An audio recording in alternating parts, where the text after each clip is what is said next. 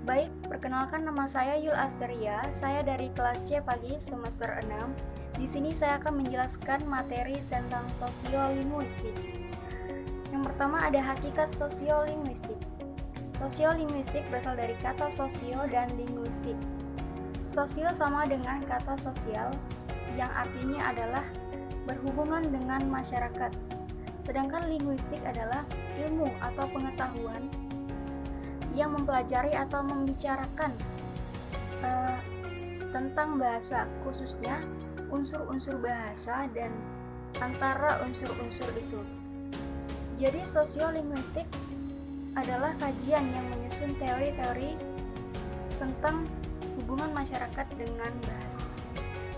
Jadi dapat disimpulkan bahwa sosiolinguistik tidak hanya mempelajari tentang bahasa, tetapi juga mempelajari tentang aspek-aspek bahasa yang digunakan oleh masyarakat.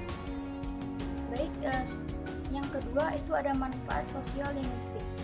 Setiap bidang ilmu tertentu mempunyai kegunaan dalam kehidupan praktis. Begitu juga dengan sosiolinguistik. Seperti dirumuskan oleh Fishman pada tahun 1967 di halaman 15, bahwa yang dipersoalkan dalam sosiolinguistik pertama itu who speak, what language, to whom, when, and to what end.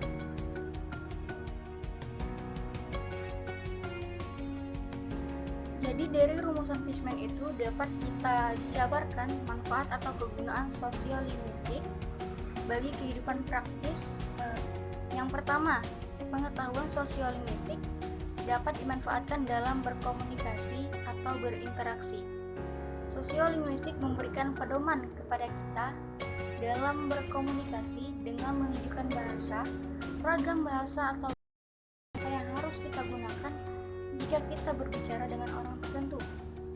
Contohnya seperti jika kita dalam anggota keluarga berperan sebagai anak, jadi bagaimana caranya kita menyesuaikan bahasa saat kita berbicara dengan orang tua, kakak maupun adik. Begitu juga kita dalam lingkungan sekolah.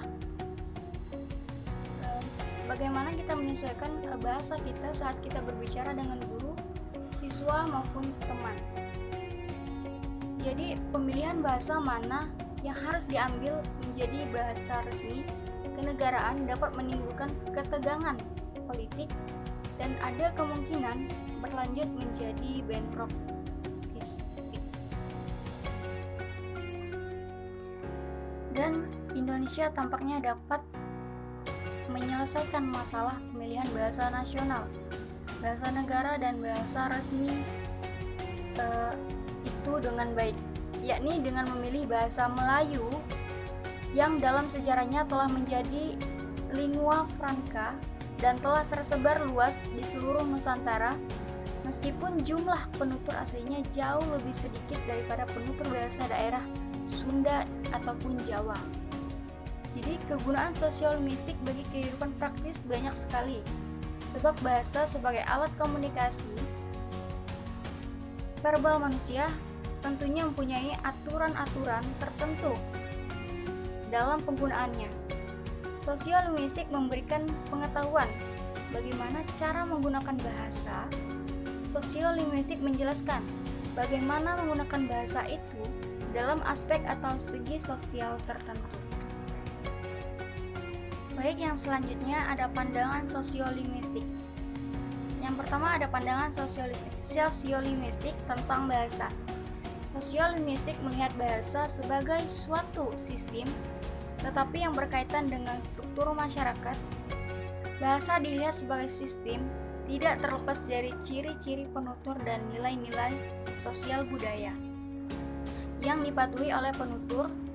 Jadi bahasa dilihat sebagai sistem yang terbuka. Sosiolinguistik memandang bahasa tidak hanya sebagai alat komunikasi atau alat untuk menyampaikan, karena yang menjadi sorotan dalam sosiolinguistik adalah siapa yang berbicara, menggunakan bahasa apa, kepada siapa, kapan, dan apa tujuannya. Baik, yang kedua ada perbandingan pandangan tersebut dengan pandangan cabang lainnya. Perubahan dan perkembangan bahasa baik secara nasional maupun secara internasional sulit dihindari. Hal-hal tersebut terjadi akibat akulturasi budaya yang didahului dengan proses penutur suatu bahasa ke lingkungan penutur bahasa yang lain. Sehingga terjadilah perubahan dialek baru, penciptaan kata-kata baru, bahkan sering terjadi perubahan susunan sintaksisnya. Baik, yang selanjutnya ada hubungan sosiolinguistik. Yang pertama, hubungan sosiolinguistik dengan cabang ilmu bahasa lainnya. Sosiolinguistik dengan linguistik. Sosiolinguistik merupakan ilmu yang mengkaji linguistik. Apa yang dikaji dalam linguistik? Ilmu yang mengkaji bahasa sebagai fenomena yang independen dijadikan dasar bagi sosiolinguistik untuk menunjukkan perbedaan penggunaan bahasa yang dikaitkan dengan faktor sosial. Baik, yang selanjutnya ada masyarakat bahasa atau speech community. Masyarakat bahasa adalah sekumpulan manusia yang menggunakan sistem syarat bahasa yang sama.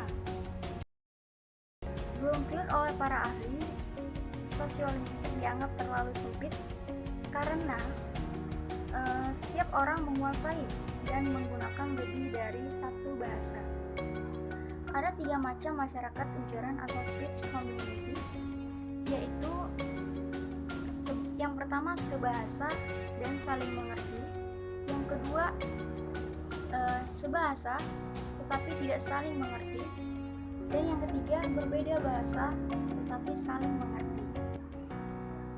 Baik, yang terakhir ada bahasa dan tutur.